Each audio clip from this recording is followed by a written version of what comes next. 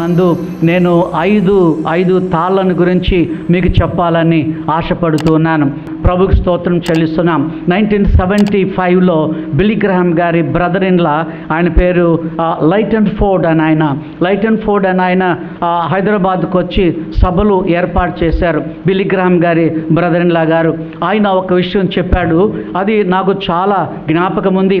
ఏంటి ఆ విషయము అనంటే ఆయన అన్నాడు, ఎందుకు ఇన్ని denominations, why so many denominations, Baptist అని, లూథరన్స్ అని, హెబ్రోన్ అని, అలాగనే ఎన్నెన్నో డినామినేషన్స్ మన భారతదేశంలో ఉన్నాయి. ప్రపంచవ్యాప్తంగా కూడా అనేక డినామినేషన్లు ఉన్నాయి. ఎందుకు ఇన్ని డినామినేషన్లు అనంటే లైటన్ ఫోర్డ్ గారు ఒక మాట చెప్పారు. ఆ మాట ఏంటంటే, దేవుడు పరలోకం నుండి ఒక పెద్ద తాడు భూమి మీదకు వేశాడు. ఆ తాటులో ఇలాంటి దారాలు ఎన్నో ఉంటాయి, ఇలాంటి తాళ్ళు ఎన్నో ఉంటాయి. ఒక 100 తాళ్ళు లేకపోతే ఒక 50 తాళ్ళు కలిసి ఒక పెద్ద తాడు అవుతుంది అని అన్నాడు. ఆ తాడులో 50, 60, 70, 80, 90 చిన్న తాళ్ళు ఉండొచ్చు. కాబట్టి ఆ తాళ్ళన్నీ ఏంటి అంటే, ఒక తాడు బ్యాప్టిస్ట్ అనుకుందాం, ఒక తాడు లూథరన్ అనుకుందాం, ఒక తాడు హెబ్రోన్ అనుకుందాం, ఒక తాడు మెథడిస్ట్ అనుకుందాం. అందుకని ఈ తాళ్ళన్నిటిని దేవుడు దించివేశాడు. చాలామంది హైందవులు అడుగుతారు, ఎందుకండి ఇన్ని డినామినేషన్లు, ఒక్క చర్చ్ ఉంటే సరిపోతుంది కదా అని అడుగుతారు. కానీ మనం వేరువేరు అయి ఉన్నందువలన వేరువేరుగా సేవ చేస్తూ ఉన్నాం, వేరువేరుగా దేవుణ్ణి మహింపరచగలుగుతున్నాం, దేవునికి ఎంతో వందనాలు చెల్లిస్తున్నాం. ప్రియమైన దేవుని బిడ్డలారా, ఒక చిన్న ఫోటో ఒకసారి నేను చూశాను. అదేంటంటే, 2 చిన్న పిల్లలు, ఒక 5 సంవత్సరాల పిల్లవాడు, 8 సంవత్సరాల పిల్లవాడు, 2 ఉన్నారు. ఈ 5 సంవత్సరాల పిల్లవాడు ఇంట్లో నుంచి బయటకు వచ్చాడు. ఒక తాడు కట్టబడి ఉంటే ఆ తాడు పట్టుకొని వాడు ఏడుస్తున్నాడు. ఈ తాడు ఉన్నందువలన నేను బయటికి వెళ్ళలేకపోతున్నానని ఆ చిన్న పిల్లవాడు ఏడుస్తున్నాడు. వాళ్ళ అన్న లోపలికి వచ్చి, ఎందుకురా ఏడుస్తున్నావంటే, మన ఇంటి ముందు ఒక తాడు కట్టబడి ఉంది, అందుకే నేను ఏడుస్తున్నానని ఆ చిన్నపిల్లవాడు అన్నప్పుడు, ఆ పెద్దవాడు ఏం చేశాడు అనంటే, ఎందుకు ఏడవడం అని ఆ తాడు కింద నుంచి దూరి అవతలకు వెళ్ళి ఆ తాడు తెంచివేశాడు. గమనించాడా ప్రియమైన దేవుని బిడ్డలారా? కొన్ని పర్యాయములు ఇలాంటి తాళ్ళు మనకు అడ్డంగా ఉన్నాయి. ఇలాంటి తాళ్ళతోటి మనం కట్టబడి ఉంటున్నాం. మరి తాడు అనేది కట్టడానికి ఆస్కారం ఉంది. మన శరీరం నిండా తాళ్ళే ఉన్నాయనని ఒక ఆయన అన్నాడు. చూడండి, ఆడవాళ్ళైతే తలకు ఒక తాడు కట్టుకుంటారు, తలకంటే ఒక చిన్న రోప్ లాగా కట్టుకుంటారు, ఏదైనా ఒక బ్యాండ్ లాంటిది కట్టుకుంటారు. తర్వాత మెడలోనికి మహిళలకు ఒక తాలిబొట్టు తాడు వస్తుంది. ఆ తర్వాత కొంతమంది పిల్లలు VBSకి వచ్చినప్పుడు వాళ్ళ కాళ్ళకు తాడు చూశాను. ఏంటి నాన్న ఈ తాడు అని అంటే, నల్లగా ఉంది. పిల్లలు అన్నారు, దిష్టి తాడు అని అన్నారు. చూడండి, ఇలాగున మన అందరం కూడాను తాళ్ళతోటి కట్టబడుతూ ఉన్నాం. కొంతమంది హైందవులకి ఈ చేతుల నిండా ఏవేవో రంగురంగు తాళ్ళు ఉంటాయి. అవేవో దేవాలయం నుండి తెచ్చుకొని కట్టుకుంటూ ఉంటారు. మనకు అలాంటి ఆచారాలు ఏమి కూడా లేవు. కానీ ప్రియమైన బిడ్డలారా, దేవుని వాక్యములో నుండి మనం గమనిద్దాం. వాక్యం ఇలా సెలవిస్తుంది, నేను చదువుతున్నాను, మీరు కూడా చూడండి. మత్తయి 25:25, మాథ్యూ 25:25లో మీరు చూడండి. గనుక నేను భయపడి వెళ్ళి నీ తలాంతులను భూమిలో దాచిపెట్టితిని, ఇదిగో నీది తీసుకునమని చెప్పనని బైబిల్లో చూస్తున్నాం. నా వెంట మీరు కూడా ఈ మాటలు చెప్పండి. గనుక నేను భయపడి వెళ్ళి నీ తలాంతులను భూమిలో దాచిపెట్టేదని, ఇదిగో నీది తీసుకునమని చెప్పాను. ప్రియమైన దేవుని బిడ్డలారా, ఆ యజమాని ఒకనికి ఎన్ని తలాంతులు ఇచ్చాడో మీరు చెప్తారా? ఎన్ని తలాంతులు? 5 ఒకనికి ఇచ్చాడు. మళ్ళీ చెప్దాం, ఎన్నండి? 5 తీసుకున్న వాడు ఏం చేశాడు? మరి 5 తయారు చేసినట్టుగా బైబిల్లో మనం చూస్తున్నాం. తర్వాత మీరు చెప్పండి. తర్వాత 2 తలాంతులు ఇస్తే ఆ 2 తలాంతుల వాడు 2 తలాంతులను చేశాడు. 1 తీసుకున్నటువంటి వాడు ఈ మాటలు చెప్తున్నాడు, నేను భయపడి వెళ్ళి నీ తలాంతులను భూమిలో దాచిపెట్టేది, తీసుకుని ఇదిగో నీటి తీసుకునమని చెప్పనని వాక్యములో రాయబడి ఉంది. భయపడి అనే మాట మీరు అండర్లైన్ చేసుకోండి. చెప్దామండి, ఏముంది బైబిల్లో? భయపడి. మళ్ళీ చెప్దామా? భయపడి. ఇంకోసారి చెప్దామా? భయపడి. ప్రియమైన దేవుని బిడ్డలారా, చాలా మందికి ఈ దినాలలో కానివ్వండి, ఏ దినాల్లోనైనా భయము అనేది కలుగుతూ ఉంటుంది. డాక్టర్లు ఏం చెప్తారంటే భయము వలన మన స్కిన్ మడతబడిపోతుంది అని చెప్తారు. భయము వలన వెంట్రుకలన్నీ తలబడిపోతాయని చెప్తారు. భయము వలన గుండెపోతూ వస్తుందని చెప్తూ ఉన్నారు. భయము వలన చాలా ప్రమాదకరమైనవి జరుగుతున్నాయని వైద్యులు చెప్తా ఉన్నారు. కనుక భయం అనేది ఒక పీడ, భయం అనేది ఒక దయ్యము, భయం అనేది మనలందరినీ కూడా పట్టి పీడించే ఒక సైతానుగా ఉంది అని మనం నేర్చుకుంటున్నాం. ఈ ఒక్క తలాంతు తీసుకున్నవాడు దాన్ని తీసుకెళ్ళి భూమిలో పాతి పెట్టినట్టుగా బైబిల్లో చూస్తున్నాం. వాడు భయపడ్డాడు. 5 తీసుకున్నవాడు భయపడలేదు, 2 తీసుకున్నవాడు భయపడలేదు, కానీ 1 తీసుకున్నటువంటి వాడు భయపడి భూమిలో పాతి పెట్టినప్పుడు ఆ యజమాని అన్నాడు, వీడిని చీకట్లో పడవేయండి, వీడికి వ్యాపారం చేయడము రాదు, వీడు అభివృద్ధి చేసుకోవడము రాదు, భూమిలో పాతి పెట్టాడు. అది ఒకవేళ నేను 5 తలాంతులు తీసుకున్న వాడికి ఇస్తే వాడు ఇంకా ఎక్కువ చేసి ఉండొచ్చునేమో అని ప్రియ ప్రభులు వారు ఆ కథనం చెప్పుకుంటూ వచ్చారు. కనుక ప్రియమైన బిడ్డలారా గమనించండి, దేవుని వాక్యంలో మీరు చూస్తే ఆదాము భయపడి ఆ పాపము చేసినందువలన భయము ఆదాముకు సంభవించింది. అలాగనే పేతురు ఏం చూసి భయపడ్డాడు? గాలిని చూసి భయపడ్డాడు. దేవుని వాక్యంలో రాయబడి ఉంది. పాపము చేసి ఒకటి ఆదాము భయపడ్డాడు, రెండవది పేతురు గాలిని చూచి భయపడి సముద్రములో మునిగిపోసాగినట్టుగా వాక్యము మనకు సెలవిస్తుంది. ఇశ్రాయేలీలు ఆ అన్య విగ్రహాలను చూచి వారు భయపడ్డట్టుగా బైబిల్లో ఉంది. సౌలు అనేటటువంటి రాజు ఆ దావీదుకు భయపడ్డట్టుగా వాక్యం చెబుతూ ఉంది. ఒక రాజుగారే కానీ ఒక చిన్న పిల్లవానికి దావీదుకు ఆయన భయపడ్డట్టుగా దేవుని వాక్యములో మనం చూస్తూ ఉన్నాం. 2 భయాలు ఉన్నాయి, దయచేసి గమనించండి. 2 భయాలు ఉన్నాయి. ఒకటి మంచి భయము, రెండవది చెడ్డ భయము. చెప్దామండి, ఒకటి మంచి భయము, రెండవది చెడ్డ భయము. మంచి భయం ఏంటి? మనం దేవునికి భయపడి సకాలములో 10 గంటలకే దేవుని మందిరంలో ఉంటాం. ఆ భయము మంచిదే. వాక్యం చదువుతాం, ఆ భయం కూడా మంచిదే. ఒకసారి శామ్యుల్ గారు అమెరికా దేశానికి వెళుతూ మొట్టమొదటిసారి నారాయణగూడ బ్యాప్టిస్ట్ చర్చి చాలా పెద్దది, ఒక 5-6 వేల మంది ఆ మందిరానికి వస్తారు. పాస్టర్ గారు అన్నారు, నువ్వు సిద్ధపడి దేవుని వాక్యం చెప్పు, నేను అమెరికాకు వెళ్తున్నానని. నేను వెళ్ళి ప్రభు వాక్యాన్ని చెప్పాను. 1 నెల తర్వాత మా పాస్టర్ గారు అమెరికా దేశం నుండి వచ్చారు. శామ్, ఎలా వాక్యం చెప్పామంటే, బావగారు కొంచెం భయమైంది అని అంటే ఆయన అన్నాడు, భయము మంచిదే అని అన్నాడు. చెప్దామండి, ఏంటి? భయము మంచిదే. భయం లేదనుకోండి మన ఇష్టానుసారంగా మనం మాట్లాడతాం. భయం లేదనుకోండి 12 గంటలకి మనం ఆరాధనకు వస్తాం. భయం లేదనుకోండి బైబిల్ తీసి ఎక్కడ దూరంగా పెడతాం. భయం లేదనుకోండి మనము ప్రార్థన చేయము. కనుక ప్రియమైన దేవుని బిడ్డలారా గమనించారా? చీటికి మాటికి మనం భయపడి రోగాలు తెచ్చుకోవడం దేవునికి ఏమాత్రం కూడా ఇష్టం లేదు. మంచి భయము మంచిది అని నేను ప్రత్యేకంగా మీకు జ్ఞాపకము చేస్తూ ఉన్నాను. దేవుని వాక్యములో వ్రాయబడి ఉంది.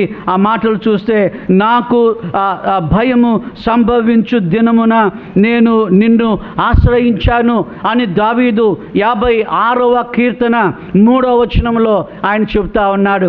నాకు భయము సంభవించు దినమున నిన్ను ఆశ్రయించాను అంటున్నాడు. అవును, భయము వచ్చినప్పుడు నీవు నేను ఎవరిని ఆశ్రయించాలండి? దేవుణ్ణి ఆశ్రయించాలి. చెప్దామా, ఎవరిని ఆశ్రయించాలి? దేవుణ్ణి ఆశ్రయించాలి. ప్రభువా, నాకు భయము కలుగుతూ ఉంది, దయచేసి ఆ భయాన్ని విడుదల చేయండి, ఆ భయాన్ని తీసివేయండి. దేవుని వాక్యములో 366 పర్యాయములు. చెప్దామా, ఎన్ని పర్యాయాలండి? 366 పర్యాయములు భయపడవద్దు, భయపడవద్దు, భయపడవద్దని ప్రతి దినము, అనగా సంవత్సరానికి 365 దినాలు, కానీ ఒక దినం ఎక్కువగానే దేవుడు మన కొరకని ఉంచాడు. లీప్ ఇయర్లో ఒక రోజు ఎక్కువ వస్తుందని ఆ దినాన్ని కూడా కలుపుకొని 366 దినాలు దేవుడు మనకి భయపడవద్దు చెప్దామా? ఏం చెప్దాము? భయపడవద్దు. మళ్ళీ చెప్దామా? భయపడవద్దని చెప్తా ఉన్నారు. కనుక ప్రియమైన దేవుని బిడ్డలారా, దావీదు ఇంకొక మాట కూడా అన్నాడు 34వ కీర్తనలో, నాకు కలిగిన భయములన్నిటిలో నుండి యెహోవా నన్ను తప్పించెను అని బైబిల్లో రాయబడి ఉంది. నాకు కలిగిన భయములన్నిటిలో నుండి యెహోవా నన్ను తప్పించెను. కనుక ప్రియమైన బిడ్డలారా, దేవా నాకు భయము లేకుండా చేయండి అని మనం ప్రియ ప్రభుల వారిని అడగవలసినటువంటి వారమై ఉన్నాము. హల్లెలూయా చెప్దామండి. హల్లెలూయా. రెండవ విషయాన్ని చూద్దాం. ఒకటి, భయము అనే తాడు. నంబర్ 1 ఏం నేర్చుకున్నామండి మనం? భయము అనే తాడు. భయం అనే తాడు. రెండవ విషయాన్ని మనం చూద్దాం. న్యాయాధిపతుల గ్రంథము 15వ అధ్యాయము, న్యాయాధిపతుల గ్రంథము 15వ అధ్యాయము 13వ వచనంలో రెండవ భయము ఉంది. మొదటి భయము భయం అనే తాడు గురించి మనం చూసాం. రెండవ తాడు ఏంటి అని అంటే, అందుకు వారు 15:13 చూడండి. అందుకు వారు, అలాగూ కాదు, నిశ్చయముగా మేము నిన్ను చంపము కానీ నిన్ను గట్టిగా కట్టి వారి చేతికి మేము అప్పగించదమని చెప్పి 2 కొత్త తాళ చేత అతన్ని కట్టి ఆ బండ యొద్ద నుండి అతన్ని తీసుకొని వచ్చిరి అని దేవుని వాక్యం మనకు సెలవిస్తూ ఉంది. రెండవ తాడు ఏంటి అని అంటే, శాంసోను జీవితంలో పాపము అనే తాడుతోటి ఆయన కట్టబడ్డాడు. చెప్దామండి, ఏ తాడండి? పాపము అనే తాడు. మొదటి తాడు ఏంటండి? భయము అనే తాడు. రెండవ తాడు ఏంటి? పాపము అనే తాడుతోటి ఆయన కట్టబడ్డాడు. 3 పర్యాయములు నా బైబిల్లో నేను అండర్లైన్ చేసుకున్నాను. కొత్త తాళ్ళు అని వ్రాయబడి ఉంది. కొత్త తాడుతోటి శాంసోన్ని కట్టివేసినట్టుగా దేవుని వాక్యములో వ్రాయబడి ఉంది. పాపం అనే తాడుతో ఆయన కట్టబడ్డాడు. ఆయన అభిషక్తుడే. ప్రియమైన బిడ్డలారా, ఆయన అభిషేకించబడినటువంటి వాడు, ఆయన నాజీరు చేయబడినటువంటి వాడు. కానీ పాపములో దిగిపోయాడు. ఆయన వేసులతోటి ఆయన సాంగత్యం చేసినట్టుగా బైబిల్ గ్రంథములో మనం గమనిస్తూ ఉన్నాం. చూడండి, 3 పర్యాయములు 15వ అధ్యాయము 13వ వచనంలో క్రొత్త తాడు అని వ్రాయబడి ఉంది. 14వ వచనంలో కట్టబడిన తాడు అని వ్రాయబడి ఉంది. మూడవది కొత్త తాళతో 16వ అధ్యాయంలో కూడా 11వ వచనంలో క్రొత్త తాళ్ళు అని వ్రాయబడి ఉంది. గమనించారా? పాపము అనే తాడుతోటి ఈనాడు మనం కట్టబడి ఉన్నాం. పోయిన వారంలో మరి చిక్కడపల్లి ప్రాంతంలో మీరు గమనించారు కదా, ఒక చిన్న పిల్లవాడు తన క్లాస్మేట్ను చంపివేశాడు. 10th క్లాస్ చదివేటటువంటి అబ్బాయి ఎంత ఘోరమైన పాపము చేశాడో మనం గమనించగలిగాం. చూడండి, మన పిల్లల్ని కూడా ఒకవేళ మీరు సండే స్కూల్కి పంపించకుండా, ఒకవేళ మీరు యువజన సమాజానికి పంపించకుండా ఉంటే మన పిల్లలు కూడా అలాగే తయారవుతారు. అలా తయారు కావాలని నేను ఆశీర్వదించడము లేదు. ప్రియమైన బిడ్డలారా, మీ పిల్లలు దేవుని వాక్యం చదువుతూ ఉంటే అలా చేయలేరు. మీ పిల్లలు ప్రార్థన చేస్తూ ఉంటే అలాగూ చేయలేరు. నా చిన్నతనంలో నాకు VBS లేదండి. మా ఊర్లో అసలు VBS అంటే ఏంటో తెలియదు. సండే స్కూలు లేదు, యువజన సమాజము లేదు. నేను హైదరాబాద్కి 1975లో వచ్చిన తర్వాతనే ఇవన్నీ ఉన్నాయని నేను తెలుసుకున్నాను. నాకు ఒక బాధ కలిగింది ఏంటంటే, ముందే ఇవన్నీ మా గ్రామంలో ఉండి ఉంటే ఎంత బాగుండేది అని నేను ఆలోచన చేయగలిగాను. కనుక ప్రియమైన దేవుని బిడ్డలారా, పాపం అనే తాళ్ళతోటి మనము కట్టబడుతూ ఉన్నాం. పాపం అనే తాడుతోటి భార్య ఉండగా ఇంకొక స్త్రీని మోహించడం, భర్త ఉండగా ఇంకొక పురుషుణ్ణి మోహించడం, ఇవన్నీ పాపముతో కట్టబడినటువంటి తాళ్ళై ఉన్నాయని బైబిల్ గ్రంథంలో మనం చూస్తున్నాం. దావీదు కూడా పాపము చేశాడు, కానీ ఆ పాపాన్ని ఆయన కప్పుకోకుండా ఆయన ఒప్పుకున్నాడు. హల్లెలూయా చెప్దామండి. హల్లెలూయా. ప్రభువా, నేను పాపం చేశాను. 51వ కీర్తన రాసినప్పుడు నేను పాపం చేశాను, జన్మతా నేను పాపిని ప్రభువా, నన్ను మన్నించు అని 51వ కీర్తన రాసినట్లుగా బైబిల్ గ్రంథంలో మనం గమనిస్తున్నాం. కనుక ప్రియమైన దేవుని బిడ్డలారా, ప్రార్థన లేమి పాపము అని బైబిల్లో ఉంది. నువ్వు ప్రార్థన చేయకపోవడమే పాపము, నువ్వు బైబిల్ చదవకపోవడమే పాపము, నువ్వు మందిరానికి వెళ్ళకుండా ఉండడమే పాపము, ఆజ్ఞాతిక్రమము పాపము అని బైబిల్లో చూస్తున్నాం. మేలైన దాన్ని చేయనెరిగియు చేయకుండా ఉండడము. ఒక మంచి పని దేవుడు మనకు అప్పగించినప్పుడు దాన్ని చేయకుండా నీవు వేరైపోయావని అంటే అది కూడా పాపమే. దేవుడు ఎన్నో పనులు మనకి ఇక్కడ అప్పగించారు. ఈ పనులు మనం చేయకుండా ప్రియమైన దేవుని బిడ్డలారా మనము తప్పించుకొని తిరుగుతూ ఉండడం కూడా పాపమే. కూలివానికి కూలి ఇవ్వకపోవడం పాపమని బైబిల్లో రాయబడి ఉంది. కనుక ఎన్ని పాపముల గురించి దేవుని వాక్యం మనకు సెలవిస్తూ ఉందో ఒకసారి మీరు ఆలోచన చేయండి. 2 తాళ్ళ గురించి మనం గమనించాం. ఒకటి భయం అనే తాడు, చెప్దామండి, భయము అనే తాడు. రెండవది పాపము అనే తాడు. మూడవ విషయాన్ని మనం చూద్దాం. దయచేసి ప్రసంగి గ్రంథము 12వ అధ్యాయము 6వ వచనాన్ని ఎప్పుడైనా మీరు చదివారా? చదివి ఉంటే ఏమని మీరు దాని గురించి ఆలోచన చేశారు? ఏమని మీరు దాని గురించి ఆలోచన చేశారో ఒకసారి చూడండి బైబిల్లో నుండి. వెండి తాడు, మీరు చదవండి నాతో కలిసి. ఆ ప్రసంగి 12:6. వెండి త్రాడు విడిపోవును, బంగారు గిన్నె పగిలిపోవును, దార యొద్ద కుండ పగిలిపోవును, బావి యొద్ద చక్రము పడిపోవును అని బైబిల్లో ఉంది. దాని క్రింద 7వ వచనంలో మన్నైనది వెనుకటి వలె భూమికి చేరును అంటే మరణం గురించి ఇక్కడ రాయబడి ఉందండి. దేని గురించి చెప్దాం? దేని గురించి? మరణం. అయ్యా, మరణం గురించి ఎక్కడ ఉంది? ఏదో వెండుతారు అంటున్నాడు, బంగారు గిన్నె అంటున్నాడు, కొండ అంటున్నారు, బావి అంటున్నాడు, చక్రం అంటున్నారు. ఇదేంటండి మరణం అని మీరు అడగొచ్చు. కానీ సొలొమోన్ మహారాజు కవితా రూపంలో అనగా కవితా రూపంలో ఆయన ఈ మాటలు చెప్తా ఉన్నాడు. వెండి తాడు అని అంటే మన వెన్నెముక. చెప్దామండి అంటే మన వెన్నెముక. ఈ వెనక భాగంలో వెన్నెముక ఉంది. వెన్నెముక ఉన్నందుకే నేను ఇలాగున నిలబడగలిగి ఉన్నాను. వెన్నెముక లేకపోతే మనం వంగిపోతాం కదండి. వెన్నెముక అనారోగ్యంగా ఉంటే గూని వస్తుంది కదా. ఆ వెండి తాడు అంటే వెన్నుపూస. రెండవది బంగారు గిన్నె అంటే మెదడు, లేకపోతే మన పుర్రె, మన స్కల్ అని అర్థం. ఆ లోపల మెదడు ఉంది కాబట్టి ఆ బంగారు గిన్నె అంటే మెదడు. కుండ పగిలిపోవునని అంటే ఊపిరితిత్తులు అనని దైవజనులు చెప్తారు. ఇంకోటి బావి యొద్ద చక్రం అంటే గుండె. చక్రము అంటే ఆ రక్త ప్రసారము అన్నిటికీ తీసుకెళ్లేది ఒక గుండె అనే చక్రము. బావి యొద్ద చక్రము అని వ్రాయబడి ఉంది. ఇవన్నీ కూడాను దేనికి సాదృశ్యంగా ఉన్నాయి? ఒకానొక దినాన వెండి తాడు, వెన్నుపూస ఇరిగిపోతుంది, బంగారు గిన్నె పగిలిపోతుంది, కొండ పగిలిపోతుంది, బావి యొద్ద చక్రము ఆ తాడు తెగిలిపోతుంది. కాబట్టి ఇది మరణం గురించి సొలొమోన్ మహారాజు చెప్తా ఉన్నాడు. మన్నైనది వెనుకటికి భూమికి చేరును. ఒక ఆయన అడిగాడు, అయ్యా మీరు ఎందుకు దహనం చేయరు? శవాలను ఎందుకు మీరు దహనం చేయరు అని నన్ను అడిగారు. ఎందుకు కాల్చరు అని అంటే బైబిల్ ఏం చెప్తా ఉంది? మన శరీరము దేవుడు మంటితో చేశాడు. నా శరీరాన్ని దేవుడు మంటితో చేశాడు. నేను చనిపోయిన తర్వాత నేను తిరిగి మంటిలోకే వెళ్ళాలి. అందుకే మనం తీసుకెళ్ళి మంటిలో పూడ్చిపెడతాం. ఇంకో మాట చెప్పాలంటే ఒక విత్తనంలాగా మనం భూమిలో వేయబడుతున్నాం. అది ఆ విత్తనము వృక్షం అవుతుంది కదా. రేపు ప్రభు వచ్చినప్పుడు మనల్ని లేపుతాడని బైబిల్లో మనం చూస్తూ ఉన్నాం. దేవుడి వందనాలు చెల్లిస్తున్నాము.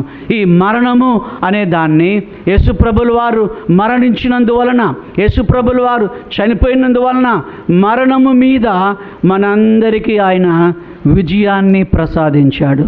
హల్లెలూయా చెప్దామా? హల్లెలూయా. దేవుడి వందనాలు. ఒక ఆయన అన్నాడు, యేసు ప్రభు మరణం ద్వారా చావు చచ్చింది అని అన్నాడు.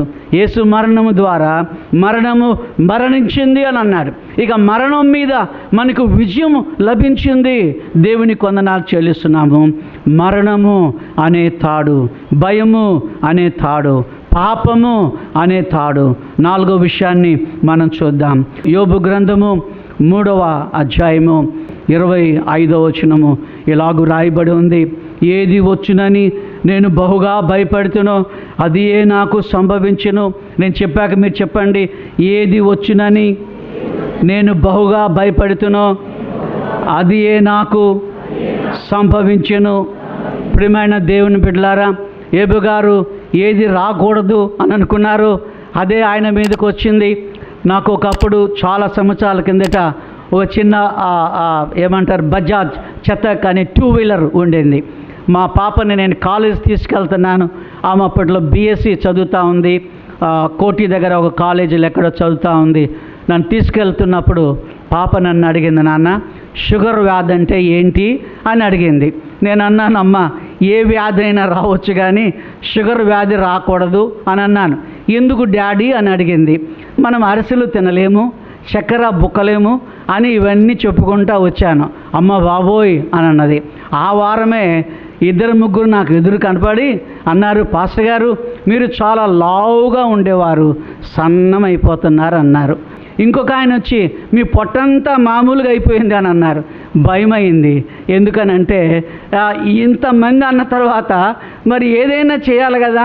డాక్టర్ గారు చెప్తే ఒక్కసారి దిల్షుక్ నగర్కి వెళ్ళి టెస్ట్ చేసుకోమని అన్నారు. షుగర్ రానే వచ్చింది. హల్లెలూయా చెబుదామండి. పర్లేదు, హల్లెలూయా. ఎందుకనంటే ఒక ఆయన అన్నాడు, దేవుడు నాకు 2 బహుమానాలు కొత్త సంవత్సరంలో ఇచ్చాడు అని అన్నారు. నేను అనుకున్నాను వాళ్ళ పిల్లలందరూ అమెరికాలో ఉన్నారు, ఆయనకు ఒక ఇల్లు, ఆయనకు ఒక మంచి కారు ఇచ్చారేమని నేను ఉబలాట పడుతుంటే ఆయన ఏమన్నాడంటే ఆ నూతన సంవత్సరంలో 2 బహుమానాలు ఏంటంటే ఒకటి షుగర్, ఒకటి బీపీ అంటున్నాడు. ఒకటి షుగర్, రెండవది బీపీ. నిజంగా ఈ బహుమానాలే. లేకపోతే ఎక్కా మక్కా తిని అయ్యో ఇక కడుపంతా చెడగొట్టుకొని ఏది పడితే తిని ఇప్పుడు ఆ బాధనే లేనే లేదు. హల్లెలూయా చెబుదామండి. రోగాలు వచ్చాయని మనం ఏమీ భయపడే అవసరము లేదు. ఏబు గారు కూడా ఏది రాకూడదు అనుకున్నారు.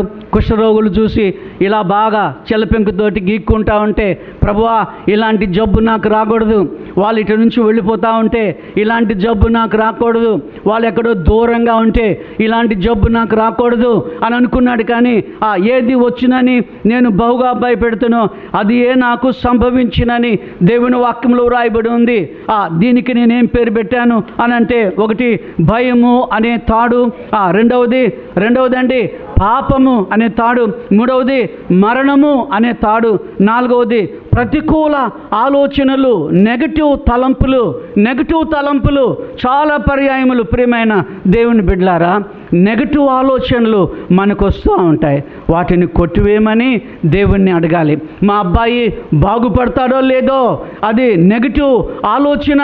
మా పిల్లవాడు చదువులో ప్రవీణుడా కాదా అని అనుమానము అమ్మకుంది అని అంటే అది నెగటివ్ ఆలోచన. పాజిటివ్ ఆలోచన ఏంటంటే నా పిల్లవాడు కలెక్టర్ అవుతాడు, నా పిల్లవాడు పాస్టర్ అవుతాడు, నా కుమార్తె ఇంజనీర్ అవుతుంది. అది మంచి ఆలోచన. ప్రియమైన బిడ్డలారా, మేము ఒకసారి కారులో వెళ్తూ ఉన్నాము. మాతో ఒక పెద్ద ఆవిడ ఉంది. ఆమె ఆ సీట్ ప్రాబ్లం, అంటే వెనక సీట్లో కూర్చోలేదని డ్రైవర్ పక్కలోనే ఆమెను మేము కూర్చోబెట్టాం. కానీ పాపం డ్రైవర్ని ఎక్కువ డిస్టర్బ్ చేస్తూ ఉంది. ఇలా టర్నింగ్ వచ్చినప్పుడు డ్రైవర్ని పిలిచి చెప్తా ఉంది, బాబు పోయిన వారం ఇక్కడ 3 చచ్చిపోయారు అని చెప్తా ఉంది. ఇంకొంచెం ముందు వెళ్ళిన తర్వాత ఒక ఆయన ఇక్కడేనండి మొన్న హార్ట్ అటాక్ వచ్చి కారులోని నేను ఆమెని వెనక్కి పిలిచాను, అమ్మ మీరు కొంచెం వెనక్కి రండి అని. ఎందుకంటే ఇలాంటి తలంపులు డ్రైవర్ పక్కన కూర్చొని మాట్లాడుతూ ఉంటే వాడు తీసుకెళ్ళి ఎక్కడో గుద్దేశాడు అనుకోండి, మనం అవుట్. కనుక ఈ ప్రతికూల ఆలోచనలు, అనుకూల ఆలోచనలు అవి మంచివే. అనుకూల ఆలోచనలు మంచివే. 2000 సంవత్సరంలో ఒక 25 ఇయర్స్ కిందట, ఇది 2025 కదా, నేను బిల్లీ గ్రాహం గారు నాకు ఆహ్వానం పంపిస్తే నేను ఆమ్స్టర్డామ్ వెళ్ళాను, యూరప్ వెళ్ళాను. యూరప్లో ఆమ్స్టర్డామ్ చాలా అందమైనటువంటి పట్టణం. గ్రేస్ వాళ్ళు కూడా పోయిన సంవత్సరం అంతకుముందే ఎప్పుడో ఆమ్స్టర్డామ్ వెళ్ళారు. ఎక్కడ చూసినా మంచి ఫ్లవర్స్ ఉంటాయి. చాలా అందమైనటువంటి సుందరమైనటువంటి పట్టణం. ఆ పట్టణానికి నేను విమానం వెళ్తూ ఉంటే మా బంధువులు ఒకళ్ళకి చెప్పాను. నేను మొదటిసారి నేను విమానం ఎక్కబోతున్నామంటే వాళ్ళు ఏమంటున్నారు తెలుసా, శామ్యూల్ బాబు జాగ్రత్త, ఈ మధ్య విమానాలన్నీ యాక్సిడెంట్ అయ్యి చాలామంది చచ్చిపోతున్నారు అన్నారు. నా గుండె ఆగిపోయినంత పని అయింది. ఎందుకనంటే నెగటివ్ ఆలోచనలు. చూడండి, మీరు ఎవరి దగ్గరికైనా రోగుల దగ్గరికి వెళితే మీరు నెగిటివ్గా దయచేసి మాట్లాడొద్దు. క్యాన్సర్ అయి ఉండొచ్చు, 4th స్టేజ్ అయి ఉండొచ్చు, చచ్చిపోయే స్థితి అయి ఉండొచ్చు, మీరు రేపో మాపు చనిపోతారు. అలాంటి మాటలు ఎప్పుడు కూడా మనం మాట్లాడడానికి వీలు లేదు. మా ఊరిలో అన్నమ్మ అనే దైవ సేవకురాలకి క్యాన్సర్ వచ్చింది, 4th స్టేజ్లో ఉంది. డాక్టర్ అన్నాడు కొన్ని గంటలే ఏమో బ్రతుకుతుంది అని డాక్టర్లు చెప్పి వెళ్ళిపోయారు. కానీ దేవదాస్ అని ఒక పాస్టర్ గారు వచ్చి, అన్నమ్మ దేవుడు నిన్ను బాగు చేయబోతున్నాడు, దేవుడు నిన్ను స్వస్థపరచబోతున్నాడు, నువ్వు మళ్ళీ తిరిగి లేస్తావని ఆ అన్నమ్మకు చెప్తా ఉంటే, ఏంటి డాక్టర్ గారేమో ఇలా చెప్పి వెళ్ళాడు, అన్నమ్మ నీవు బాగవుతావని ఈ దేవదాస్ గారు చెప్తున్నారు. పాస్టర్ గారు, ప్రియమైన బిడ్డలారా గమనించారా? డాక్టర్ల నోట ఏమో ప్రతికూల ఆలోచనలు ఉన్నాయి, గమనించారా? నెగటివ్ ఆలోచనలు ఉన్నాయి. వాళ్ళు డాక్టర్లు కాబట్టి ఊహించగలుగుతారు, వాళ్ళని నేను తప్పు పట్టడం లేదు. కానీ దేవుని పిల్లలు వచ్చినప్పుడు ఏమైనా మాట్లాడుతున్నారు? లోక రక్షకుడు దేవుడు, స్వస్థపరిచే దేవుడు, బాగు చేసే దేవుడు అని మనం వాళ్ళకి చెప్పగలిగితే ఒక దినము బ్రతికే వాళ్ళు వారం రోజులు బ్రతుకుతారు.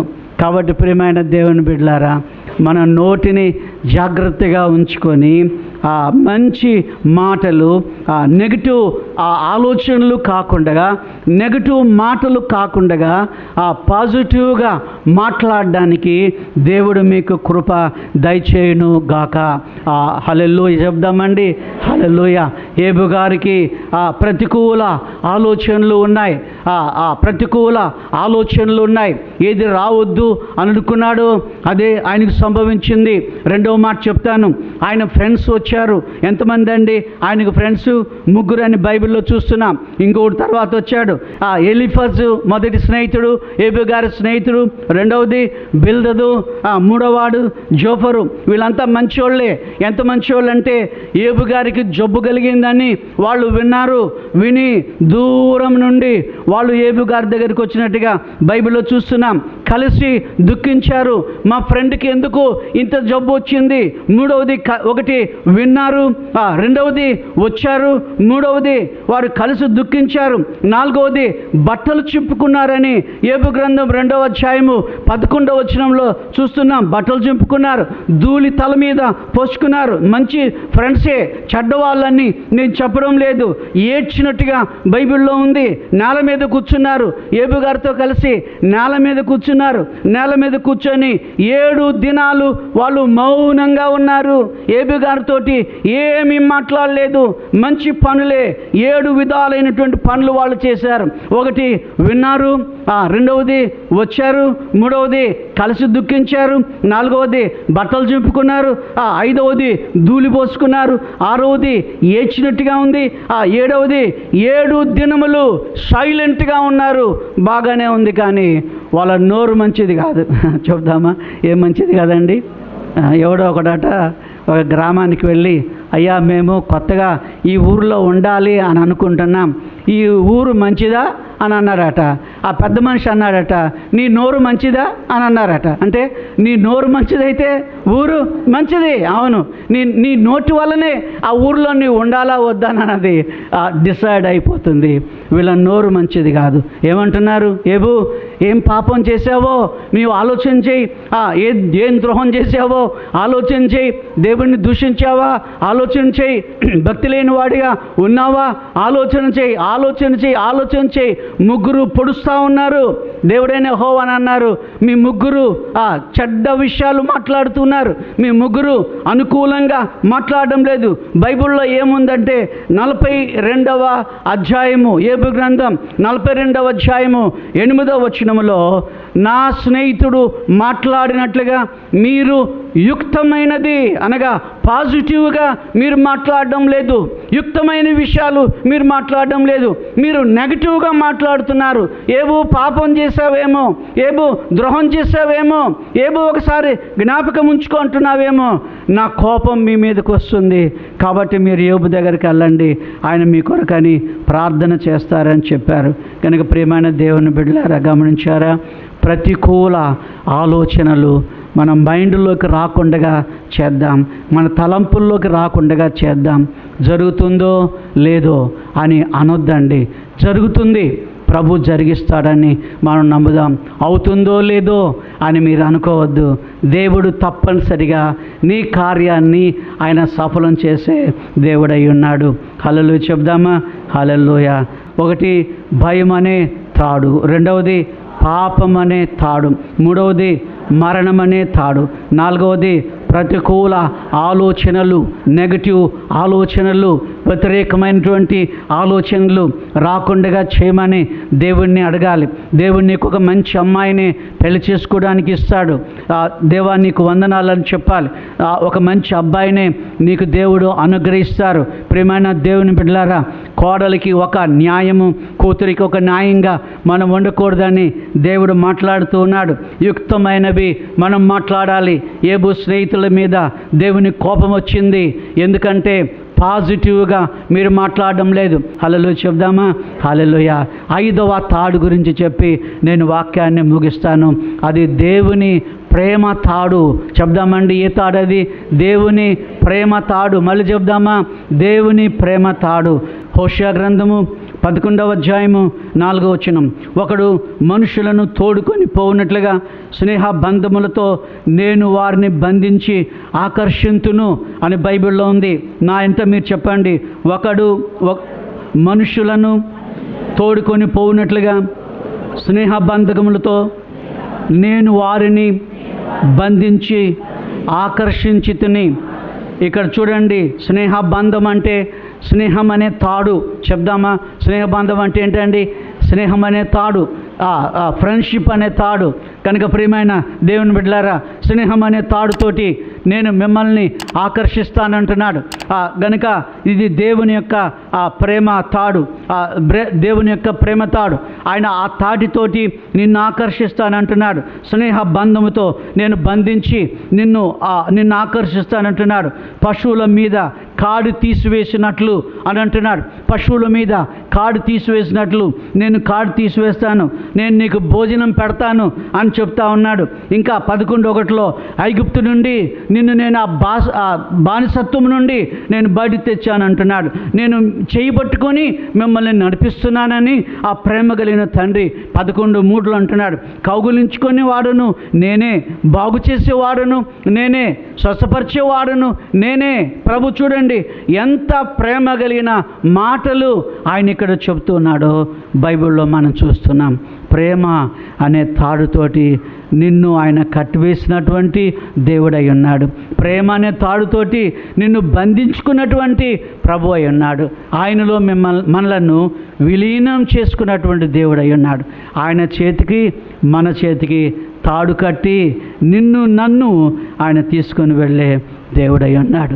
దేవునికి వందనాలు చెల్లిస్తున్నాం. ఇలాంటి ప్రేమ కలిగిన దేవుడు మనందరికీ ఉన్నందువలన దేవునికి ఎంతో మహిమ చెల్లిస్తూ ఉన్నాం. హల్లెలూయా చెబుదామా? హల్లెలూయా. తలలో ఉంచండి, ప్రార్థన చేసుకుందాం. తలలో ఉంచండి, ప్రార్థన చేసుకుందాం. పరిశుద్ధుడా మీకు వందనాలు. ప్రేమగల తండ్రి మీకు వందనాలు. మమ్మల్ని ప్రేమించిన దేవా మీకు వందనాలు. ప్రేమ అనే తాడుతోటి కట్టివేసి నీ చేతిలో మమ్మల్ని ఉంచుకున్న ప్రభువా మీకు వందనాలు. భయం అనే తాళ్లను తెంచివేశారు, మరణం అనే తాడును తెంచివేశారు. మీకు వందనాలు చెల్లిస్తున్నాం ప్రభువా. మీకు స్తోత్రాలు స్తుతులు సమర్పించుకుంటున్నాం. ఉదయకాల ఆరాధనలో మీరు మాతో మాట్లాడినందుకై మీకు కృతజ్ఞతాస్తుతులు వందనాలు చెల్లిస్తున్నాం ప్రభువా. 5 తాళ్లను గురించి మేము ఆలోచన చేశాం ప్రభువా. మీకు స్తోత్రాలు వందనాలు చెల్లిస్తున్నాం. అన్నిటికంటే ప్రాముఖ్యంగా నెగటివ్ ఆలోచనలు రాకుండా చేయండి ప్రభువా. చెడ్డ తలంపులు రాకుండా చేయండి ప్రభువా. ప్రతికూల ఆలోచనలు తీసివేయండి ప్రభువా. మేము ఒకవేళ ఎవరి దగ్గరైనా వెళ్ళినప్పుడు పాజిటివ్గానే మాట్లాడడానికి, అనుకూలంగానే మాట్లాడడానికి కృప దయచేయండి ప్రభువా. వారిని భయపెట్టేటటువంటి మాటలు మా నోటి నుండి రాకుండా చేయమని వేడుకుంటూ యేసు స్వామి అతి పరిశుద్ధమైన నామాన్ని బట్టి అడుగుచున్నాము తండ్రి. ఆమెన్. ఆమెన్ అని ఇంకోసారి చెప్తామండి.